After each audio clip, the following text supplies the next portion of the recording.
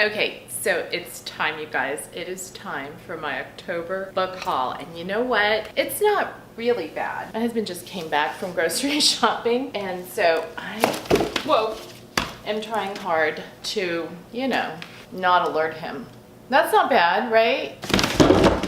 Oh my gosh, I did not just do that.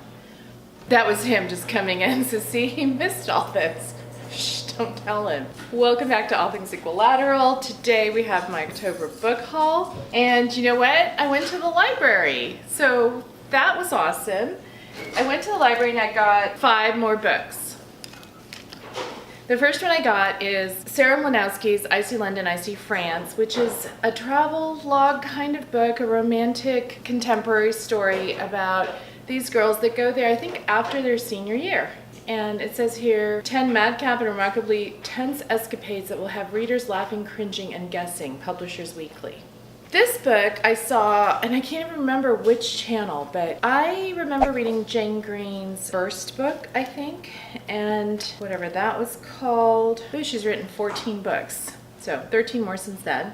This is called Tempting Fate. Kirkus Reviews calls it an inverted fairy tale in which happily ever afters occur without the prince. Ooh. And it's about Gabby and Elliot. They've been happily married for 18 years. They have 2 teenage daughters. They have built a life together. 43-year-old Gabby is the last person to have an affair. She can't relate to the way her friends desperately try to cling to the beauty and allure of their younger years, and yet she too knows her youth is quickly slipping away. She could never imagine how good it would feel to have a handsome younger man show interest in her. Okay, I started watching a few episodes of Younger, and it was cute, but I kind of figured out where it was gonna go. So we'll see. This might satisfy my post-spookathon chick lit thing. This next book, One of Us is Lying. Peter loves books, or likes books. He wants Peter loves books, but yes, Peter likes books. He recommended it, and I think he hasn't read it yet too, but it's supposed to be Breakfast Club-ish, so I'm there. One of my favorite chick lit authors. I told you guys this is gonna, cleanse my palate with chick lit. Meg Cabot. This is called The Boy Is Back, and what is cool about this is that it's told in kind of texts, instant messages, I don't know. It's a few years old. I think it came out 3 or 4 years ago. And it's supposed to be about a boy who thought he'd left all his small town troubles behind, including a broken heart. Reed Stewart's his name. Becky Flowers has worked hard to build her successful senior relocation business, but she's worked even harder to forget Reed Stewart ever existed, and now they can't avoid one another. So it looks really cute. Small town romance, maybe rekindling. And the last book, you guys know, one of the Spookathon reads I didn't get to was the Alice Hoffman one, the prequel to Practical Magic, which today I'm going to the used bookstore in town to find because I'm so mad at myself. Do you ever get mad at yourself for when you give away books that you then desperately want? Well, this book is Faithful by Alice Hoffman, and I know it deals a lot with grief, so we'll see how my mama heart can handle that. But it's about a girl named Shelby Richmond who is in an accident, and it looks like she is the sole survivor, and so she has a lot of guilt, and her life is literally turned inside out. So this book, I don't know, I'm not a huge fan of magic realism because I think a lot of authors just don't quite do it the way I want it executed, but this Alice Hoffman always brings in magic realism beautifully, and it's not a very thick book, which I really appreciate. My life's too busy for 400-page books, just saying. I'm reading one now, and it's really quite good, so I'll be doing a review on it a little bit later.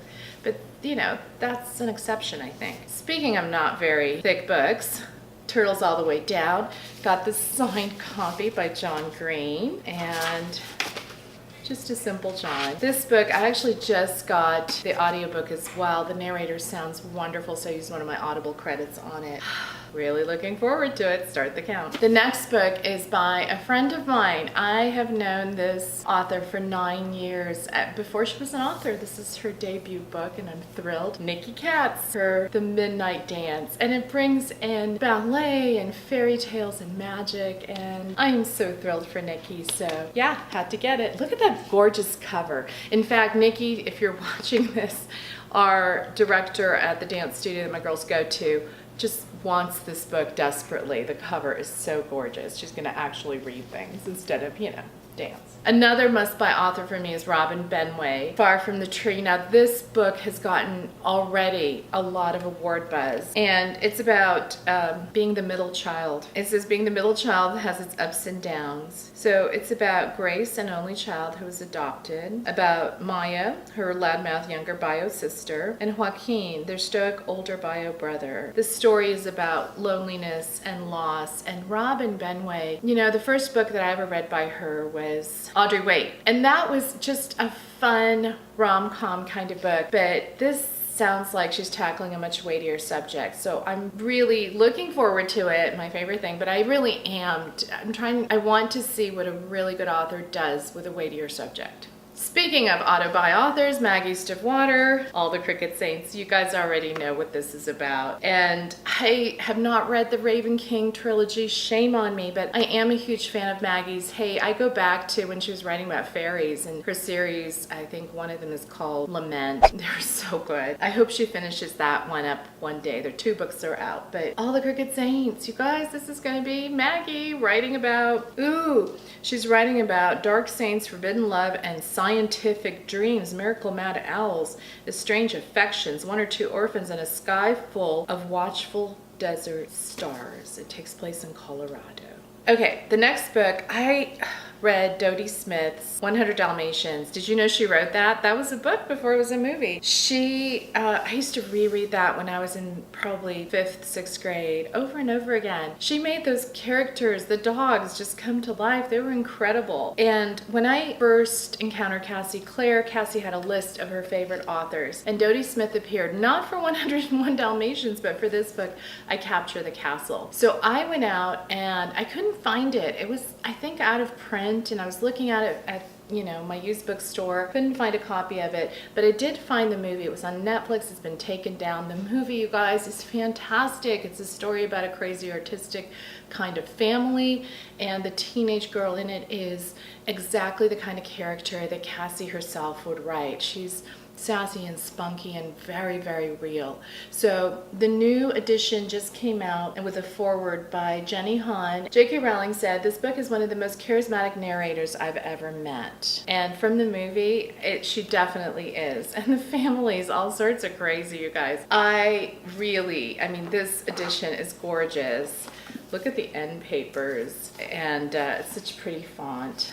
So, just beautiful. I'm trying to avoid saying it. Can you feel it? I'm really looking forward to reading this one. Okay, the next 2 books are middle grade books, and this is the first middle grade book by an author I absolutely adore, Rachel Hawkins, Ruby and Olivia. Look at that. Rachel wrote Hex Hall, and she wrote the other book that I can't think of right now. Ruby is bold and opinionated, while Olivia has always been respectful and well-behaved. Ruby and Olivia do not get along. So it just sounds like it just sounds so funny, you guys. And it's a summer book, and they're camping, and there's an old mansion, and it says, "This gently creepy middle grade story is full of all the heart, humor, and authenticity that make Rachel Hawkins a favorite with kids and teachers alike." And it's so pretty. Look, the girls' hairstyles are in the back. Hope Rachel can see that. And here's what it looks like. It's so pretty. This reminds me of Hex Hall, the color. Such a pretty book. Okay, the next one is a middle grade book, and I confess, my girls dance, so we love dance moms, it is what it is. And this book is Maddie Siegler's. I know, I feel the eye rolls coming of her book called Audition. However, it has been written alongside an author that I do love, Julia DeVillers. And my girls have read, Julia has a series with twins in it and a bunch of other middle grade type books. She does amazing stories. The twin series is called Trading Faces. She's also written Liberty Porter First Daughter series. And I'm hoping that Julie's writing comes through in this, and maybe Maddie's experience. It just sounds like a fun book about girls in ballet and dance, looking forward to it. This next book is was actually, Patrick Ness blurbed it. Holly Bourne is something special. She's got it. And I have a number of Holly Bourne books that I picked up at Book Depository. This one, it only happens in the movies. I mean, this is such a me book. Bad boys turn good, kisses in the rain, climbing through bedroom windows. It only happens in the movies. Ain't that the truth? When Audrey meets Harry, it's the start of a truly cinematic romance, or is it? Audrey knows that Harry's every movie cliche rolled into one, but she chooses to let him into her heart. Bam.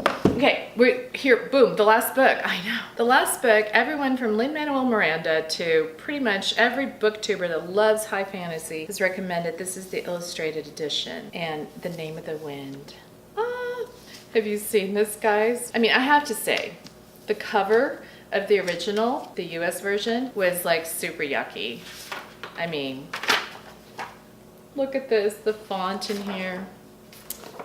It's just so pretty. And let's take a look at the illustrations. Of course, the font, I mean, look at this font. It's tiny and it fills up the whole page. It's also, I mean, this is just a huge book. So it looks like the book is, holy Toledo. It's about 700 pages. There's an epilogue, which I'm not gonna read. 698 pages before you get to the author's note, yo. So I'm thinking that this book, it'll be probably one book that I will read, and I'm gonna pick maybe January for it, or even December, and I'll just read it throughout the month. It'll probably, look at the end papers. Isn't that pretty? Just little swirls. It'll probably take me all month to read it. And truth be told, I will be reading this with other books because my attention span, you know, unless I can really dive into the world and it's just so well written that it becomes all consuming. We will see. So what did you guys haul in October? Let me know down below. And then big shout out to Lisa Books and Smiles. She mentioned me in her haul. Girl, I love you. I'm gonna link her channel down below. In fact, she's linked under my favorite booktubers. So just go and see what she has, the most massive, gorgeous hauls, period. So let me know, give me a like, subscribe, and you know what, because you never know when I post, hit that little bell so you get notified. Thanks so much for watching. Okay.